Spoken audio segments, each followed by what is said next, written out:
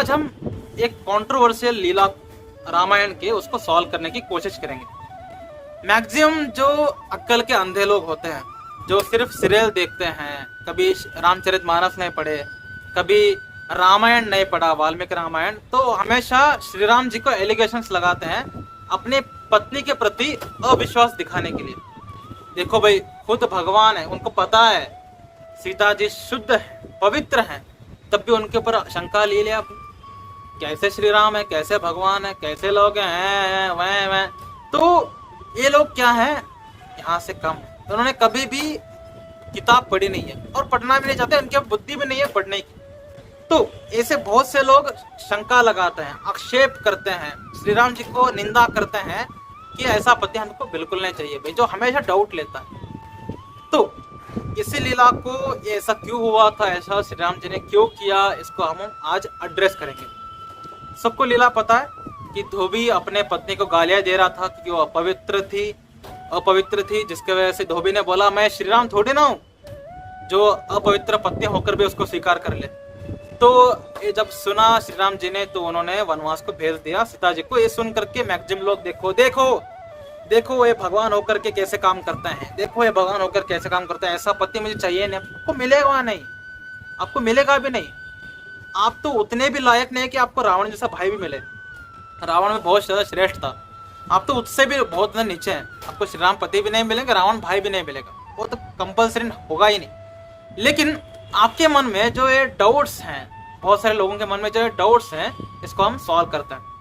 ये जो धोबी है जिसका नाम रजक आता है श्री रामचरितमानस में, ये पिछले जन्म में एक राक्षस था। इसने बहुत ही सालों साल तपस्या किया, जिससे तपस्या करने पर कौन आता है, हमारे ब्रह्मा जी आते हैं। ब्रह्मा जी आए, प्रकट हुए, उन्होंने बोला बस पुत्र क्या चाहिए बताओ। तो रजक बोलता है कि मुझे अमरत्व दीजिए। ब्रह्मा जी बोलते हैं यार मैं खुद अमरत्व नहीं हूँ भाई, मैं खुद अमर नहीं हूँ, मुझे भी सिर्फ 100 साल दिए हैं विष्णु जी ने। विष्णु जी अमरत्व है, विष्णु जी को अमरत्व प्रदान है, तो मैं अमर नहीं हूँ, मैं तुम्हें अमरत्व नहीं प्रदान कर सकता, कुछ और मांगो। जैसे हिरण्यकश्यप बहुत ज्यादा ओवर स्मार्ट था, उसने एक बहुत ही हाई लेवल लीला पूछ ली, हाई लेवल आशीर्वाद पूछ लिया। रावण बहुत ओवर स्मार्ट था, उसने भी एक हाई लेवल आशीर्वाद पूछ लिया, जिसकी वजह से श्री राम जी को एक अलग लीला करना पड़ा, नरसिंह अवतार लेना पड़ा, श्री राम अवतार लेना पड़ा।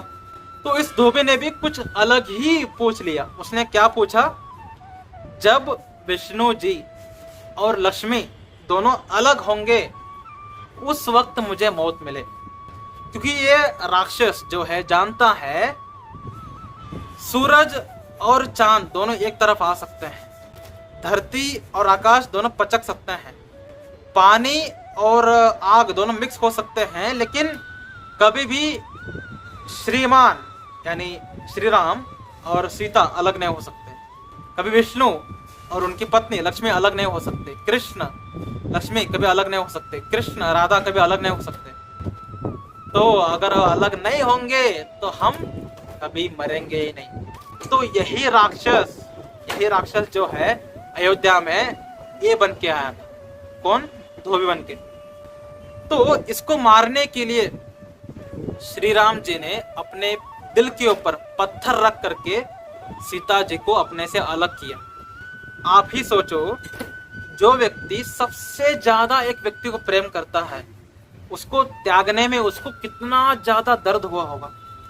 क्या श्री राम इतने कठोर दिल हो गए कि उन्होंने सीता जी को ऐसे ही त्याग दिया? क्या उनको दुख नहीं हुआ?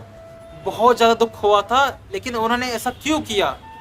ताकि ये जो रजक राक्षस है अयोध्या के लोगों को दर्द ना दे, ये लोगों को मारे ना। इसको मारने के लिए श्री राम जी ने ऐसा किया था।